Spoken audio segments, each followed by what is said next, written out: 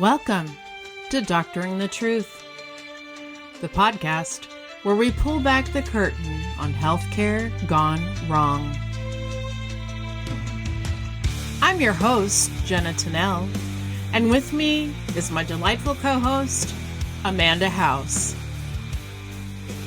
We're two doctors of audiology here to bring you inside real-life cases where once trusted healthcare providers veered off the ethical path into criminal territory.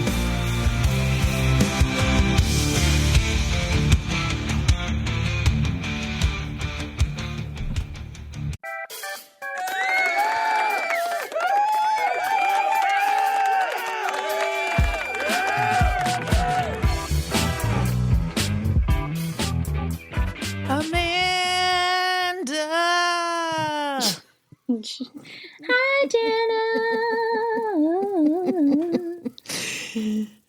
How the heck are you? That intro cheering makes me wish that I was at like some dingy, divey like comedy bar. Mm-hmm. Yeah, full of people who appreciate true crime like we do. Yeah, but cheering us on and woo-woo. Giving us the energy. Yeah. So, what's new with you? Nothing. Oh, well, I'm still doing the same thing every day. What's new with you? I was like, I happen to know that you gave our baby Ellie cat a bath just now. Oh, yeah. So that's cute, and he's squeaky clean. Got a clean baby Ellie cat. Does he like baths, or does he get? He does now. Upset. Okay. Took him a bit. When he was just a wee widow youngster, he was like, what the fuck? I'm so cold. But now he kind of seems like he wants to play a little bit. Oh, that's so cute. Yeah. Well, listen, y'all are lucky because I came back from Mexico with a little something, some kind of hijacker bug. And so I got over this last weekend.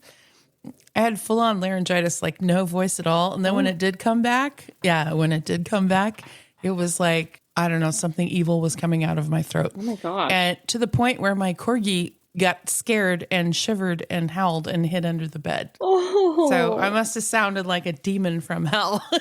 Dang. So I was off work yesterday, but we're back. I was like, are you kidding me? We can't get, I'm finally ready for Lucy freaking Letby, and I can't do it because I don't have a voice, but I didn't even tell you because I was like, we'll just pray, little time pass, and here we are. So you're welcome, everyone. Might be a little hacking here and there, but we're good. But she back. There's baby. no punishment like someone who's just been on vacation. You get back to work, it's like overtime, like double time. Boom, boom, boom. Punish. And then, usually the universe is like, strike down. I mean, I sat an extra 4 hours on the plane breathing uncirculated air because the air conditioning didn't work. So, I mean, it was bound to get something out of 300 people huffing and puffing for 8 hours on a plane. So gross. When you put it like that. Yeah, I know. Did I talk about this last time, or was it just to you personally? No. So neither, actually. Okay. So Delta is a great airline. Love them. But I'm a little concerned about their flights to Cancun because on the way there, we were on the tarmac and they were like faffing around on the jetway. We were like, what's going on? What's going on? Finally, this announcement came on. Well, something's not working. We're just going to turn the plane off and turn it on again. Oh my God. It's like you called the help desk and they're like, did you try restarting it? Right. So they turned the plane off, turned it on again, and whatever it was that wasn't working is working now, honestly. So we took off. So on the way... I'd be like, are we confident? So on the way back, we're sitting on the tarmac. It's 90 degrees and humid outside, and the air conditioning isn't working. And they're like, folks, the air conditioning is not working. We appreciate your patience with us. And as Delta, everyone's like, no. Yeah. Like, we can't afford to not be patient. We're strapped in here in tin can with, 300 other sweaty people. So we sat on the tarmac for 2 hours, and then the announcement came over the intercom. Passengers, we thank you for your, patience with us. Blah, blah, blah. We've decided to turn the airplane off and on again. God.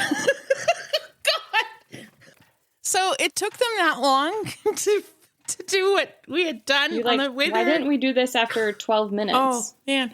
Okay, so they turned the plane off, and after an agonizing 20 minutes, they turned it back on again. Because at least a fan with hot air is a fan, but so they turned it back on again. And guess what? After half an hour, I realized nothing had changed. And then they took off anyway. My gosh. Oh, it's colder in Minnesota. So right before we were landing, the pilot was so dejected and self-defeated. He was like, we realize this has been a very uncomfortable and, in fact, really awful flight. We hope you just give us a second chance and that your next Delta experience will be hopefully 100% better. He's like, well, the bar's in the basement, so it can't get much worse. That's funny. Bless his heart. I didn't care. I was watching a movie. I got to watch 3 movies when I should have only been on the plane for 4 hours. So there you go. But I did spend $24 on a so-called fruit plate because, we hadn't eaten because we thought we were going to be just a short amount of time.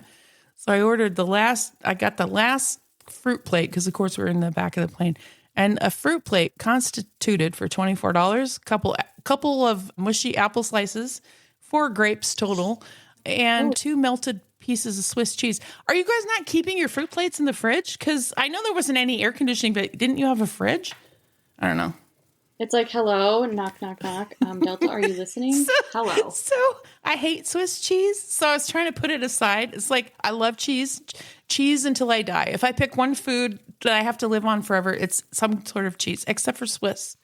So this sweaty Swiss cheese, I was trying to move it to the side so I could get to my 4 grapes and 2 dried apricots. I want to get my money's worth, And the cheese fell to the floor. And I thought, well, what the hell? I'm in the middle seat, of course. I can't bend over and pick up the cheese. So by the time we finally get back to America, we're going through customs. And I feel this under my left foot, like this flap and then step on my right foot, flap on my left foot. Step on my right foot, flap, flap, flap. And I lift up my shoe and it's like, you're next, passport. You have to be ready. And I look down and there's a piece of Swiss cheese just flapping on my left shoe.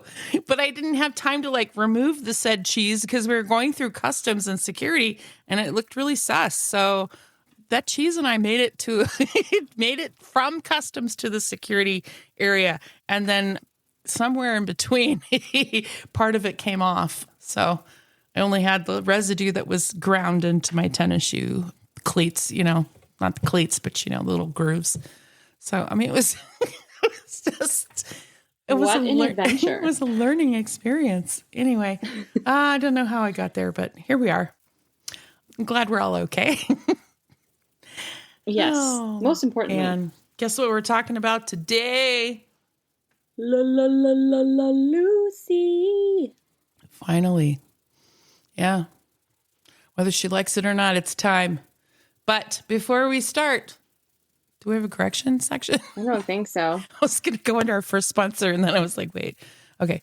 So our first sponsor, it's like having a facial in a bottle. Amrutini Luminosity Dewdrops from Love Indus is a serum that deeply hydrates and strengthens your skin, leaving it visibly firm, more supple, and truly radiant.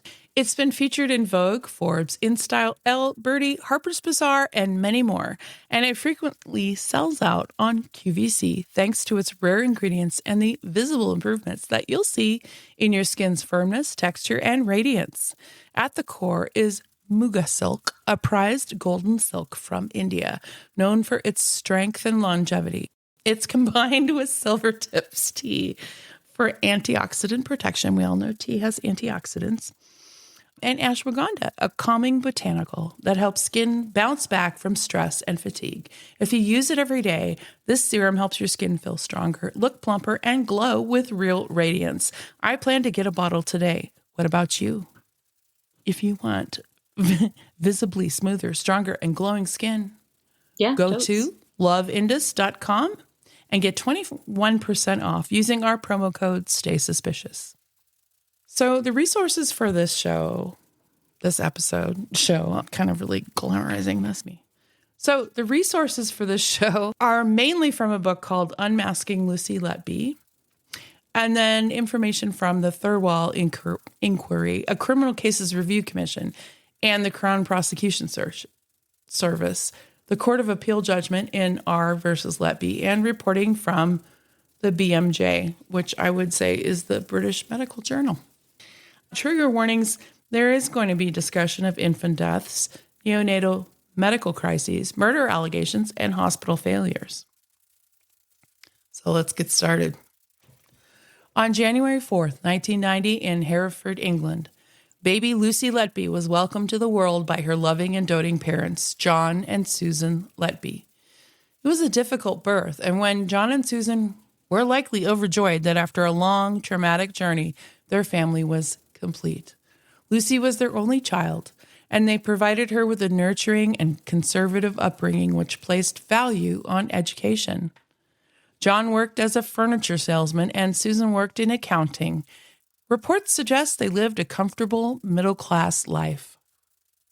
Lucy attended St. James Church of England primary school and then Aylstone School and later Hereford Sixth Form College.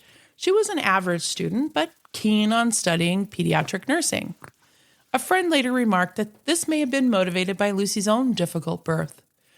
Lucy's mother must have told her how much the nurses who cared for her during that traumatic time meant to her, and this obviously inspired Lucy.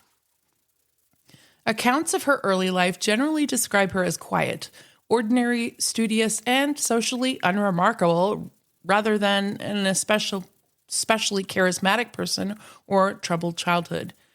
In the book Unmasking Lucy Letby, the authors frame her story as tracing Letby from primary school to prison, drawing on interviews with people who knew her before the case made her infamous.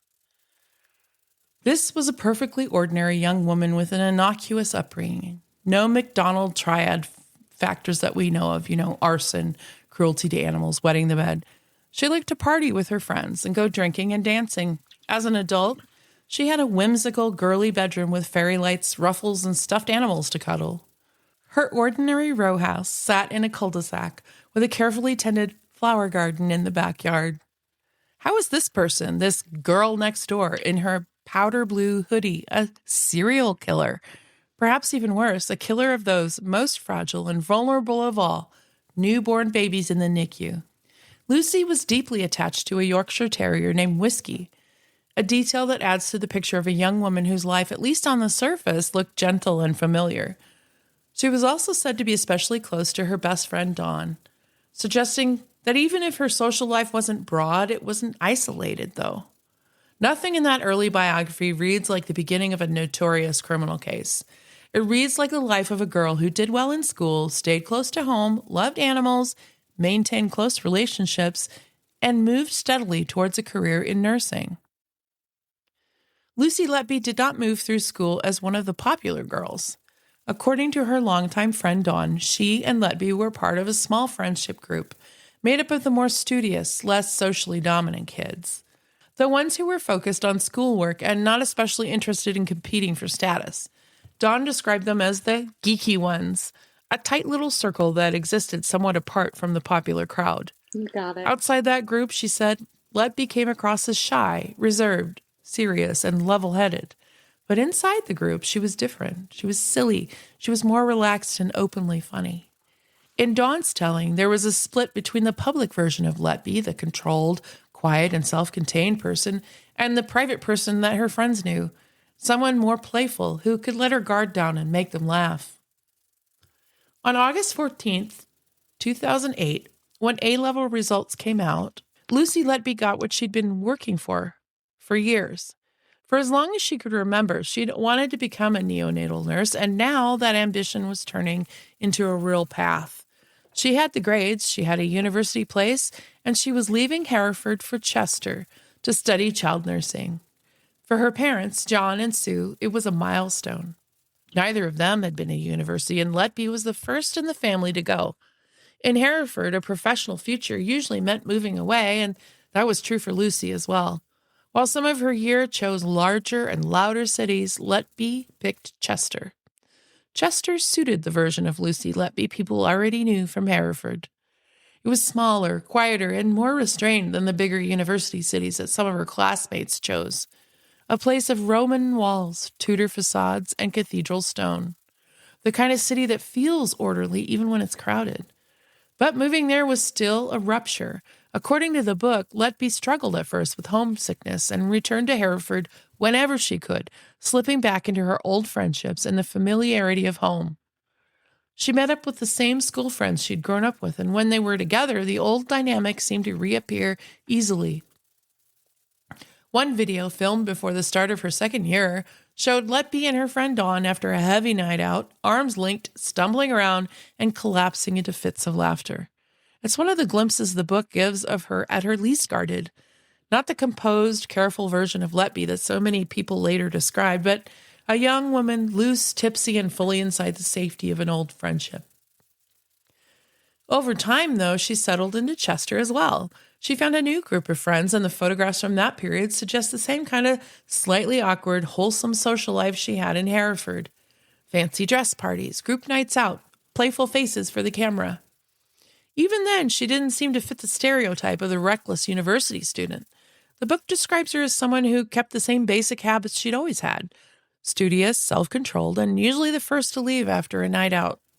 One peer remembered her as a, quote, plain girl, end quote. Sorry, cow, who mostly avoided the chaos and excesses of university life. She came in, did her work, and went home.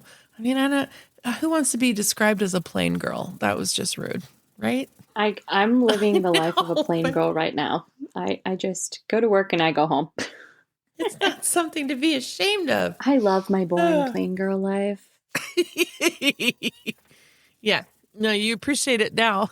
Oh, no. I would never have been described as the plain girl. Chester was not a dramatic break from the life Lucy Letby had known in Hereford. In some ways, it looked like a continuation of it. Another small, historic English city full of old stone, Roman remains, Tudor fronts, and the kind of postcard beauty that feels almost self-consciously calm. As university life settled into something more familiar, one thing did not seem to fall into place as easily for Lucy Letby as it did for some of the people around her. Friends coupled off. Relationships began. That part of student life appeared to come more naturally to others than it did to her. In the book's telling, romance remained elusive for Letby, although there's no indication that she made much of it publicly. If it bothered her, she didn't seem to advertise it. Even to close friends, she appears to have presented as steady, good-natured, and fundamentally easy to like. That impression lingered long after university. One of the friends that the authors contacted, described as one of Letby's closest at university, declined a full interview, but did give them a short statement saying that Lucy had been her closest friend, that she'd been a wonderful student nurse, and that she believed she was innocent of all the charges. Another former classmate was similarly skeptical, saying that she trusted her own judgment of character and could not reconcile the woman that she knew with the crimes for which Letby was later convicted. While that doesn't alter the legal record, it does show how strongly the ordinary version of Lucy Letby survived in the minds of some people who knew her best before the case. Like other students, she attended lectures and seminars, but nursing was never a course that existed only in classrooms. It was practical from the start. And for Letby, that meant hospital placements, real wards, real patients, and real experience.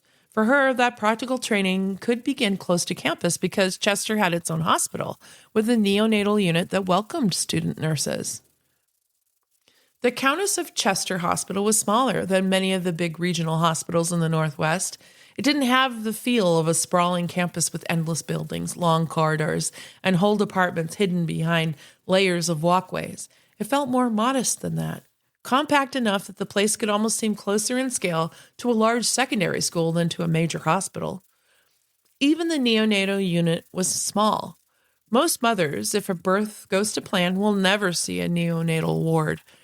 These are the rooms where premature and sick babies are taken, when they need specialist care before they're well enough to leave with their families. At Chester, the neonatal unit was made up of 4 small rooms called nurseries, filled with incubators, ventilators, monitors, and the machinery needed to keep very fragile babies stable. The largest room could take 4 babies at once. The others held 2 each. It was not a large ward. It was a small, enclosed, tightly run space, the sort of place where you might assume people would notice everything. Letby worked on the neonatal unit at the Countess of Chester Hospital from January 2012 until July 2016. It was a ward built around intensive monitoring, fragile patients, and the kind of routine vigilance that defines neonatal care. Babies on the unit were often premature or medically unstable. Deterioration was not unknown. Staff were used to pressure, uncertainty, and the reality that outcomes could change quickly. That background's important to the early part of this case because the first signs of trouble did not emerge in a setting where every collapse immediately looked suspicious. They emerged in a ward where bad outcomes could happen, where the margin between stability and crisis was already narrow, and where consultants initially had to work out whether they were seeing tragic coincidence, clinical failure, or something else. Neonatal medicine is full of fragile patients and uncertain outcomes, but the unit wasn't built for the most extreme cases. Chester was what clinicians called an A-level unit, meaning that the sickest babies, the ones that need the most complex intensive care, were usually sent somewhere else, to tertiary centers like Arrow Park or Liverpool Women's Hospital. Most of the babies that were treated in Chester still had the possibility of a good outcome.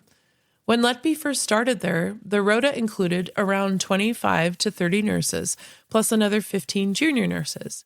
She was assigned a mentor, an older senior nurse who had worked on the unit for years.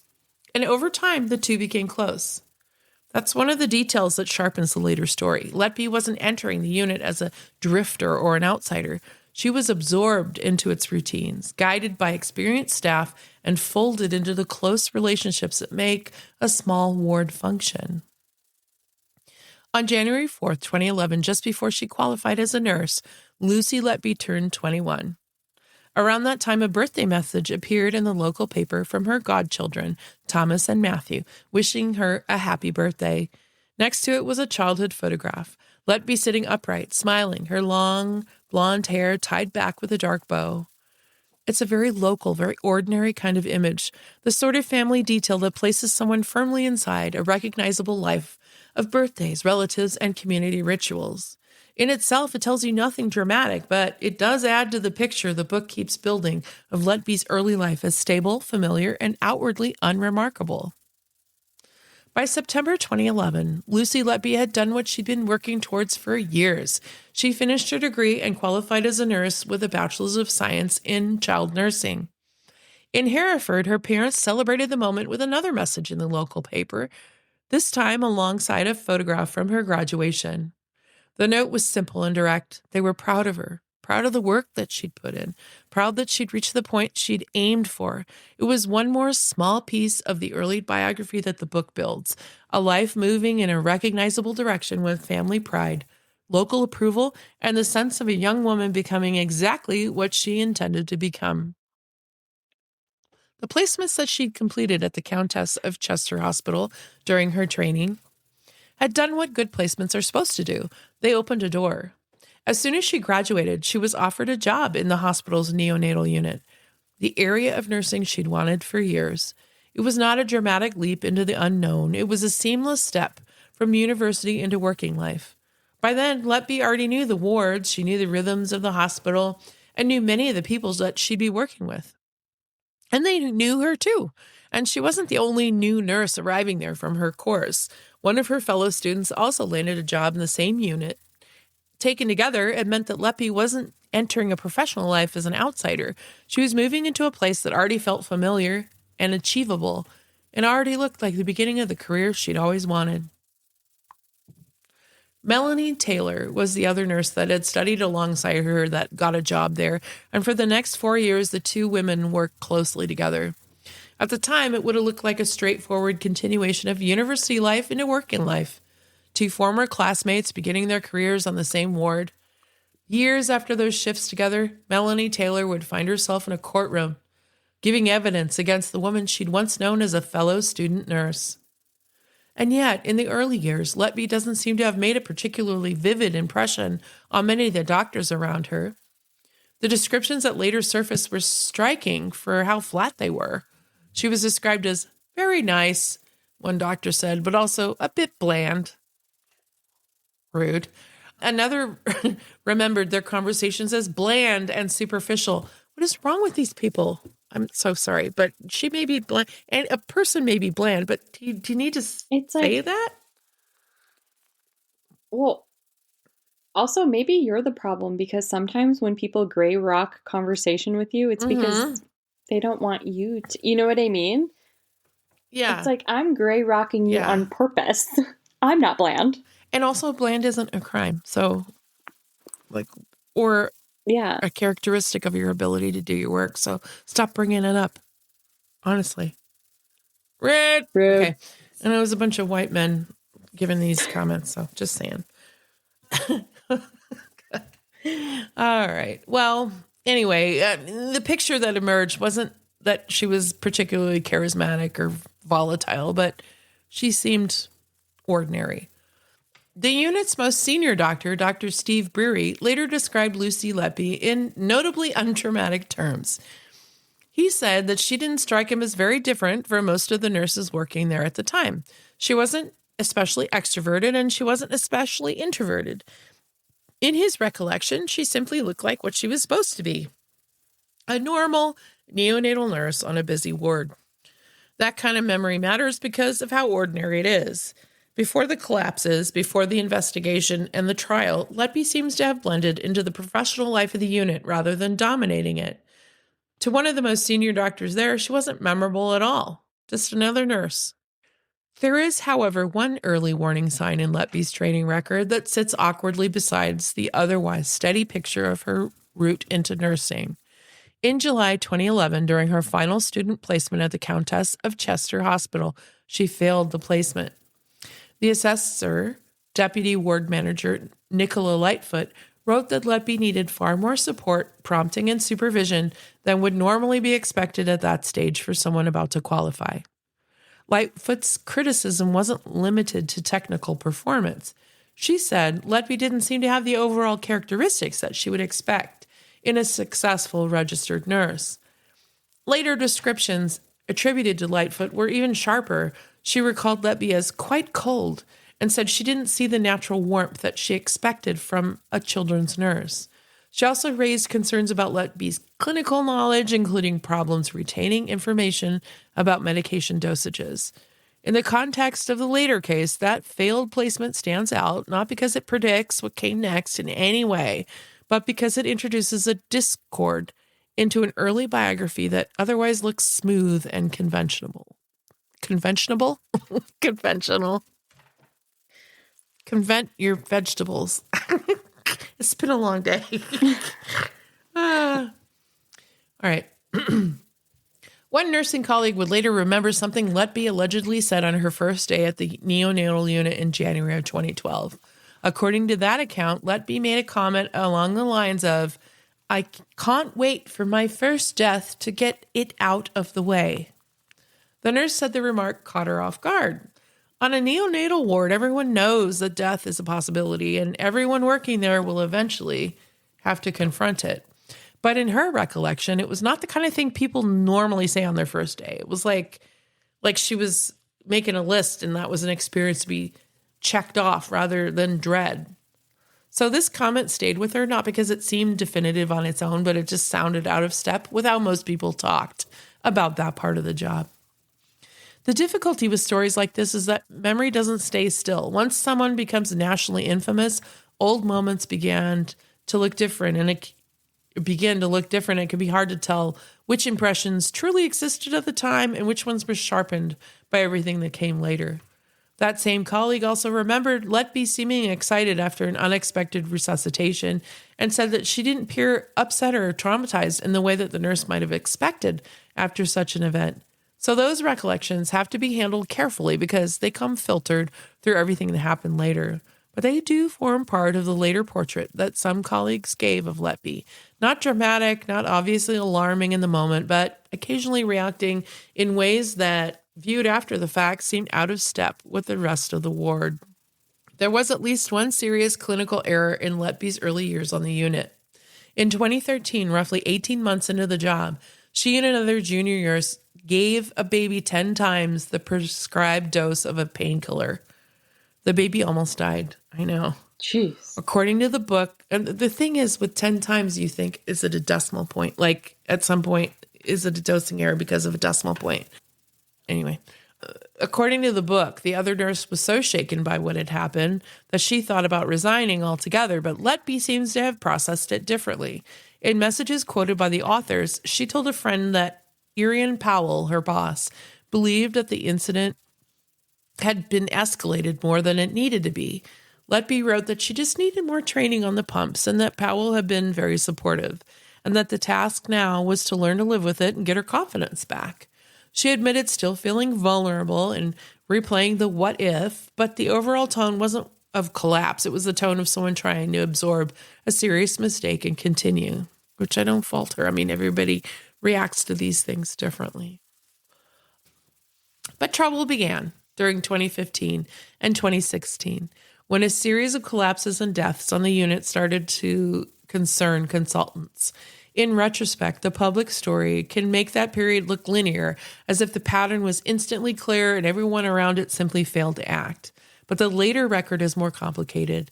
Concern appears to have formed gradually. Individual events may initially have looked like they were severe but natural neonatal crises.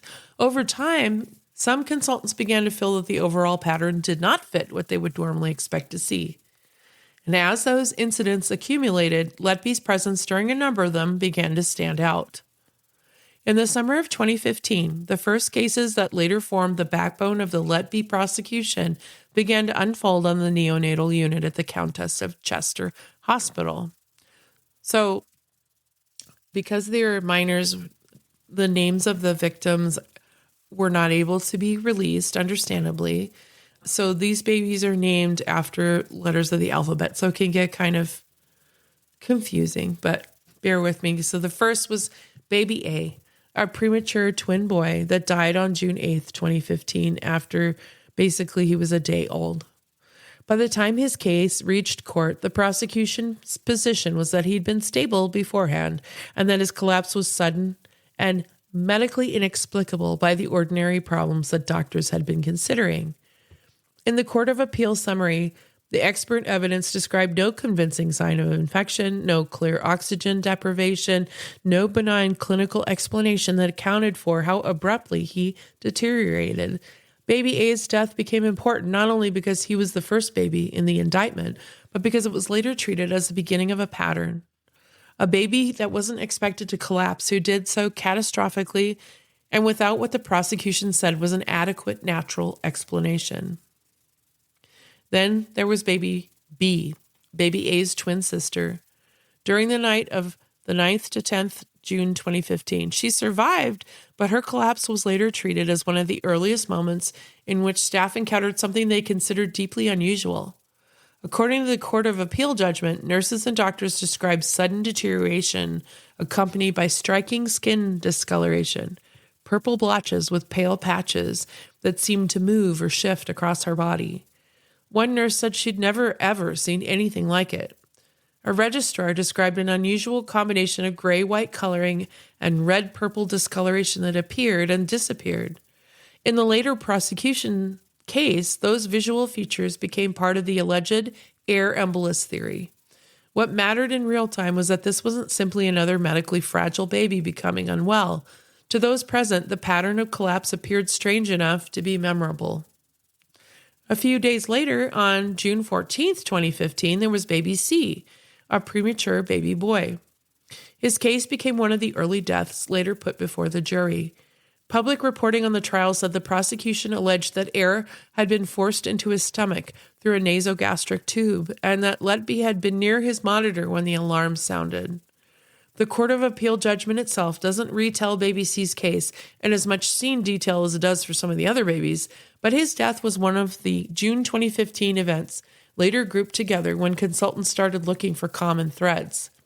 That grouping is important because the concern did not arise from one single dramatic case. It arose from several severe events arriving close together. Baby D was different from some of the earlier babies because she was much closer to full term. She'd been born at 37 weeks gestation and died at about 36 hours old on June 22nd, 2015. By the time her case reached the courts, the prosecution said she'd been stable before a sequence of sudden collapses in the early hours of the morning. The Court of Appeals summary describes 3 separate events that night. Our nurse checked on her and found her settled. She was checked again about 10 minutes later and was still satisfactory. Then the alarm sounded. Staff found her desaturating with a failing heart rate. She was resuscitated. A second collapse followed around 3 a.m. and she was brought back. And then at 3:45 a.m. she collapsed for a third time and could not be revived. What stayed with staff, according to later evidence, wasn't only the repetition but the visual features of the collapse. Doctors described unusual skin discoloration, dark, mottled, reddish-brown changes that one witness said he'd never seen before or since. Later imaging also showed unusual quantities of gas in one of the major vessels, something the prosecution experts said he had not encountered in that form without another clear explanation like trauma or sepsis. And in the midst of this disturbing content, we are going to break for a chart note. Welcome to the chart note segment where we learn about what's happening in medicine and healthcare. This is a short medical sidebar to help make sense of one of the stranger pieces of evidence in this case, insulin and C-peptide. So here's the basic idea. When the human body makes its own insulin, it doesn't make insulin by itself. The pancreas first produces a larger molecule called proinsulin and then splits it into insulin and C-peptide and releases them together into the bloodstream. So that means when someone's body is naturally producing insulin, you expect insulin and C-peptide to rise together. C-peptide is useful because it acts like a biological tag. It tells doctors that the insulin in the blood came from the pancreas. In other words, that it was endogenous, that it came and was made inside the body. Medline Plus describes C-peptide as something the pancreas makes in the process of making insulin, and the test is commonly used to help figure out how much insulin the body's producing on its own. But if someone is given manufactured insulin from outside the body, what doctors call exogenous insulin, then that changes the pattern. The insulin level in the blood can go up, but C-peptide doesn't rise along with it because the pancreas didn't make it. It wasn't the source of that insulin. So if a lab result shows high insulin with suppressed or unexpectedly low C-peptide levels, that can suggest that the insulin was administered rather than naturally produced. So that relationship is why insulin and C-peptide are often interpreted together instead of separately, because a high insulin level by itself doesn't tell the whole story. The key question is whether the matching C-peptide signal is there too. If they're both elevated, that points towards insulin being produced by the body.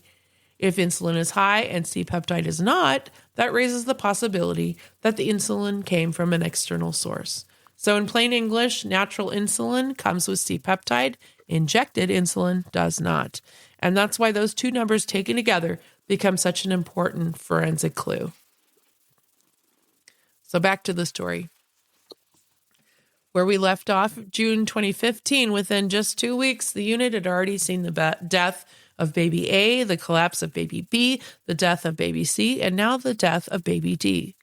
That doesn't mean consultants instantly concluded that they were looking at deliberate harm, but it does mean that the raw material for suspicion was starting to accumulate very quickly. These weren't events spread over several quiet years. They were arriving close together, and some of them were being remembered because the collapses had looked odd before anyone had a theory for why. And I'm not sure if I say this later, hopefully I do, but I mean, they were typically used to 2 or 3 deaths a year. So this has happened, as a unit. Just remember, they're not super high intensive care. They're kind of intermediate intensive care.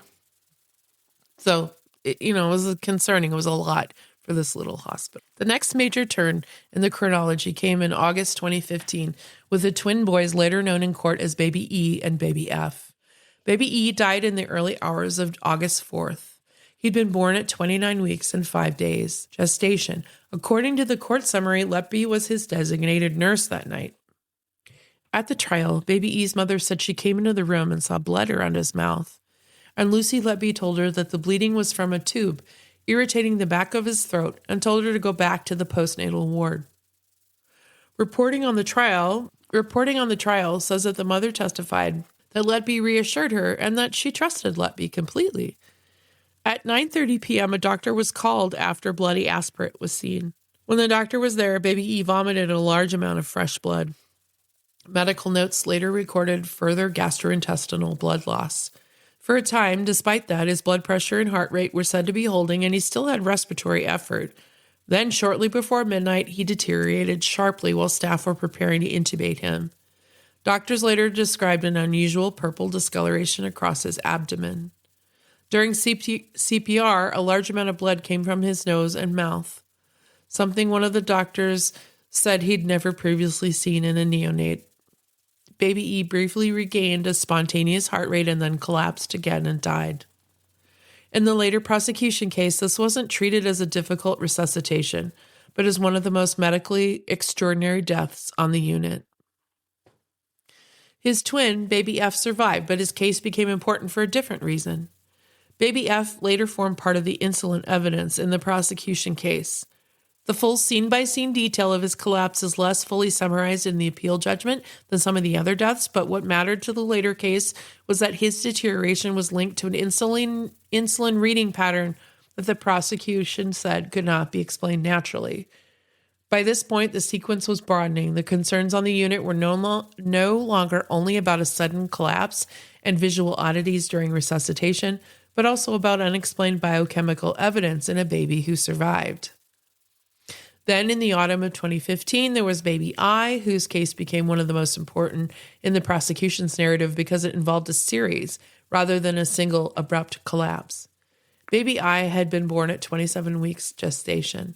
By late September 2015, she'd been doing well enough that concerns about her diminished.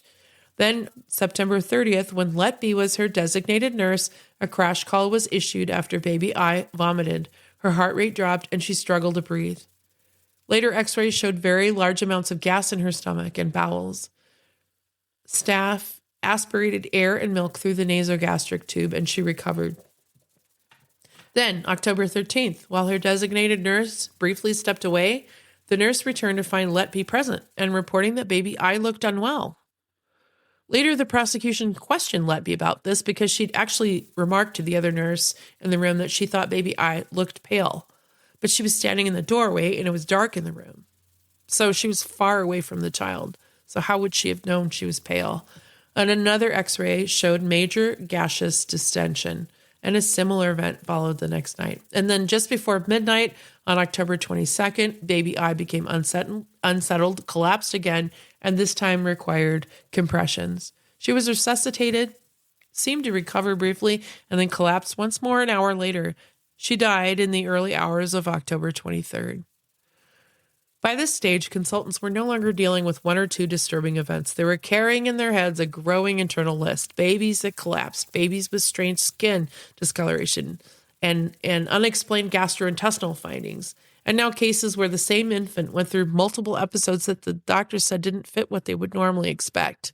This was the point in the timeline where the story stopped being a run of isolated bad outcomes and started becoming, for some clinicians, a pattern that demanded explanation. The next major cluster came in June 2016 with the triplets. Baby O, one of 3 triplet boys, was born June 21st, 2016, at 33 weeks and 2 days gestation. According to the Court of Appeal judgment, he'd been born in good condition and was making good progress. Letby just returned from holiday and was his designated nurse on the 23rd of June. Earlier that day, a doctor examined him and recorded no concerns. Shortly after 2:39 in the afternoon, he collapsed. A nurse responding to the alarm found Letby alone with him. He was resuscitated, and then he collapsed again about 3:49 p.m., and then again at 4:15, and then he could not be revived. Staff later described unusual skin changes, and postmortem exams found free blood in the abdomen and multiple liver injuries that reviewing pathology could not explain by virtue of CPR. So sometimes CPR can cause damage, and it was not in the right area for that to be considered a cause. And then came baby P, another one of the triplets who died the next day on the 24th. The appeal judgment doesn't retell his death in the same narrative detail as baby O, but the timing alone made it impossible to ignore. There were two babies from the same set of triplets that died within 24 hours of each other. By then, this wasn't a matter of the consultants looking back at their notes and wondering, oh gosh, did we have bad luck? They were watching events unfold in very close succession. They're trying to understand what was going on. And that's the chronology that eventually fed suspicion. Not one death, not an unexplainable collapse, a run of babies in just slightly over a year. A, B, C, D, E, F, I, O, and P, and others later that were included in a broader indictment. Some died suddenly after appearing stable. Some collapsed with discoloration or abdominal findings that were strange and unprecedented. Some survived and became part of the prosecution's insulin or attempted murder evidence. And over time, the same nurse's presence kept recurring often enough that some consultants began to feel they could no longer treat it as a coincidence. That didn't amount to a criminal accusation yet. At that stage, it meant that some clinicians were starting to compare their cases and start to ask questions. And what those early cases seemed to have done was change how the consultants were reading the unit. So by the time the ward gone through the deaths of baby A, C, D, E, B, and F, and then the crises that involved baby I, they started to compare cases against each other and noticed how the collapses were described as sudden. The visual details were unusual, and Lucy Letby's name seemed to always appear in the background. And they kept saying, why does this keep happening like this? How does a baby that seems stable collapse without the kind of warning that they would expect? And how would the same nurse be present often enough that, it wasn't more than a coincidence? So later, evidence from the Thirlwall inquiry showed that some consultants believed they had seen enough to justify urgent action well before the hospital moved decisively. So the Thirlwall inquiry is an investigation into these cases, and the word Thirlwall is because the judge who was in charge of that inquiry, that was her last name. So the next phase of the story wasn't criminal, it was institutional. Consultants raised their concerns. And unfortunately, those concerns did not produce any reaction or escalation from leadership. Instead, it started a conflict between consultants and hospital management over what was happening on the ward and what should be done. Later evidence heard by the Thirlwall inquiry and later reporting made clear that some doctors believed the situation required much more urgent action than management was taking at the time. Consultant pediatrician Dr. Ravi Jayaram later told the inquiry that he and his colleagues should have gone to the police much sooner than waiting for hospital management to move. But that evidence didn't describe a lack of concern. It described concern that had not translated quickly enough into outside intervention. This is one of the central features of the part 1 episode, that it's not simply that doctors were worried, it's that the hospital didn't move in the straight line that people might imagine in hindsight. I mean, these doctors kept pushing and pushing that something needed to be done, and instead management would bring them in the room, and it eventually told them, because her nurse, I forget what her name is now, but the nurse that was her mentor was in charge of the unit and was really supportive of Letby and saying that she was being victimized by these physicians and so on and so forth. And management bought that for one reason or another and actually brought these head consultants in, told them off and told them if they did anything else, they'd be gone. They were to no longer complain about Letby. And in fact, they needed to issue a formal apology to her. So they had to write her a letter apologizing for, presenting their concerns about her. Yeah. Wow. But Letby was eventually removed from the unit in July of 2016, and she was moved basically to a desk job. And even so, her nursing supervisor wrote emails to everyone so that Lucy's colleagues, her nursing colleagues, didn't even realize that this was a downgrade or a punishment or a concern. It was just like, oh, she gets an administrative position. But Lucy knew she was being pulled off the ward, which is where she wanted to be, and she knew why. So in September 2016, she was fully pissed off that she got taken off the ward, felt like she was being bullied. And so she filed a grievance. And then that's when they all had these meetings between leadership and the consultants, where the consultants were told to apologize. So that sequence shows how differently people inside the same institution were reading the situation. The timeline after Letby's removal is one of the most revealing parts of this case. She was removed from the ward in 2016. Police didn't begin investigating until May 2017, after the hospital referred the deaths. Letby was first arrested in July 2018. That means there was nearly a year between her removal from the ward and the start of the police investigation, and roughly 2 years between her removal and her first arrest. Those intervals shaped the later institutional story. The case didn't move directly from bedside concern to law enforcement.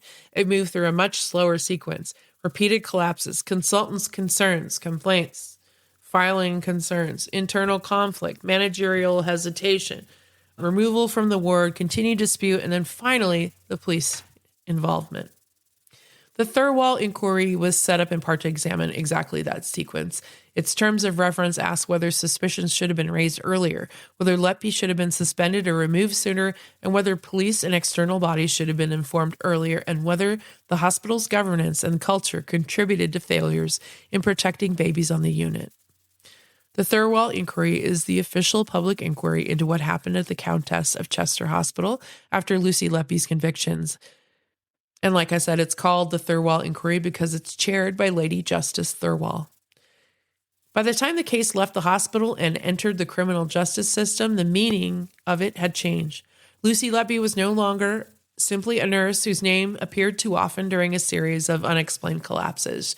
She'd become the focus of a police investigation into baby deaths at the Countess of Chester Hospital.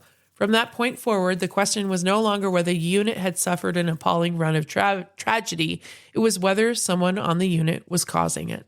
And that's where part one ends. A nurse has been taken off the ward. Consultants have spent months trying to get management to move faster.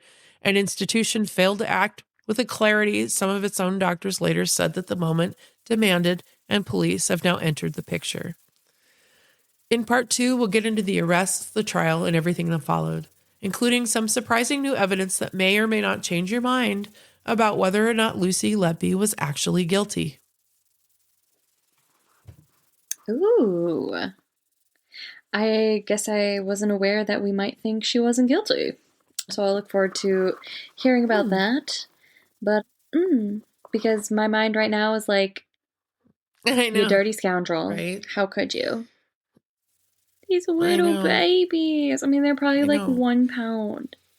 I mean, some of the really, really early ones, like the triplet. Well, actually, those triplets were further in gestation than I thought they would be for triplets, but that's not the point of the story. Yeah, obviously it was tragic, and these parents deserve justice. But I'll just say, it's just sort of a point for thought, is that evidence is circumstantial. These babies were fragile, and Lucy was the only nurse on the unit that was trained in at-risk neonatal, like NICU population. So she was scheduled to be looking after the most vulnerable.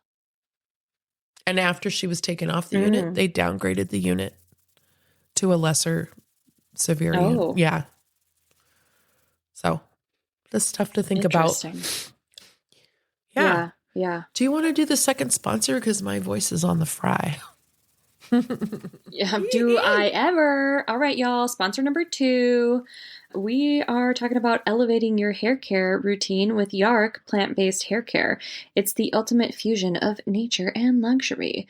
Their organic vegan shampoos, conditioners, and mousses are meticulously crafted to feed your hair with a potent blend of vitamins, minerals, and essential oils. They are free from alcohol, parabens, and sulfates. And these products deliver a nourishing experience that your hair honestly deserves. Embrace the power of clean beauty with Yarok, where every drop is thoughtfully curated to enhance your hair's natural beauty while respecting the planet. Transform your hair care regimen into a holistic self-care ritual with Yarok, because your hair deserves nothing but the best. Visit www.yarokhair.com. That's YAROKHIR for 15% off with our code. First of all, I love the dub dub dub. And second of all, thank you for singing that. That just made my day. You're on fire, girl. Medical mishap is titled The Portal That Ate My Appointment. Oh, wow. It says, "Hi, Jenna and Amanda," with a musical note emoji. So I'm guessing that's supposed to mimic Jenna at the intro. I'm not sure. "Just listened to your lobotomy episode and my skin is still crawling. I can't believe they used to do that to people and to so many people. I had no idea. Thanks for bringing such an insanely crazy, weird, and often useful information each week." You're welcome. Here's a quick mishap of my own. I needed to go to my primary care provider for a general wellness check. No biggie, your girls got a portal. No need to even have to make a dreaded phone call. I'm all about that texting life. Same. I log in, find a spot that works. And I'm sorry, I gotta back up. When someone texts me and they're like basically want to schedule a phone call, I'm like, you're already talking to me. Can you just tell me what you want? God, I hate phone calls. Just call me. Either call me. I'll answer if I can. I hate phone calls. Yeah. That is so bizarre. Like, don't to text schedule to make a phone call. Okay, anyway, sorry. I agree. Yeah. Yes. Bleh. Okay, so this person goes on to say, I log in, find a spot that works for me, get approval from my supervisor to take time off work, and check schedule appointment for annual exam off my to-do list. So I show up to my appointment on time, check in, sit down, and wait, and wait, and wait. At 45 minutes, I politely ask the front desk if they're running behind. The receptionist asks for my name and birth date, clicks and clacks around on the computer for a while, and then looks at me like I'm a ghost and says, "Oh, you're not on the schedule." Then how the F did you get checked in? I pull up the confirmation email, the reminder text, the calendar invite. I'm basically producing a documentary at this point. She clicks around for another minute and goes, looks like you requested an appointment, but it never became an appointment. So apparently the patient portal has a phase where your healthcare is in a situationship. They offer that's so funny. Squeeze me in. They offer to squeeze me in 3 weeks from now. Me, quote, so I took off work, drove here, paid for parking, and the portal just ate it, end quote. Her, quote, it happens, end quote. It happens. Anyway, if anyone needs me, I'll be refreshing the portal like it's Ticketmaster. Love you, ladies. Stay safe and stay suspicious of your patient portal. Oh my gosh, Reagan. Oh, it's so frustrating. I can feel the frustration.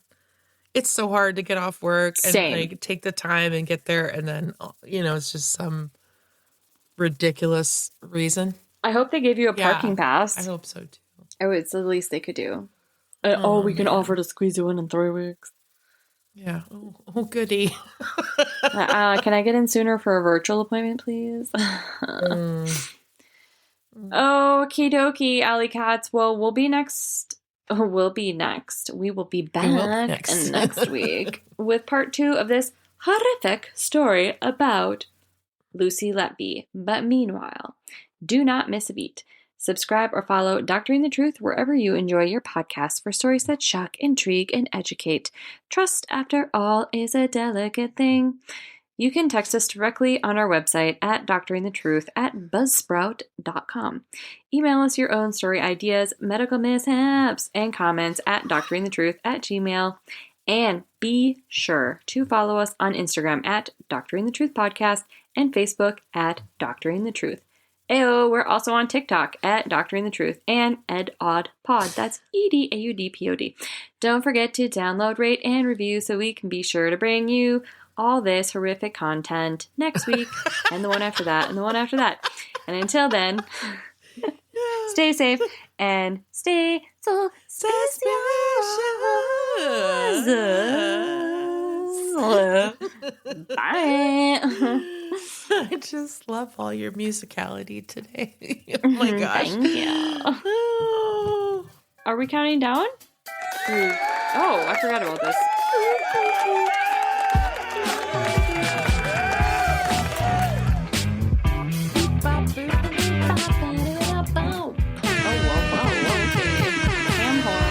Oh, wow. Zing zang boom boom. Okay, wait, do we push stop? Oh, okay, bye.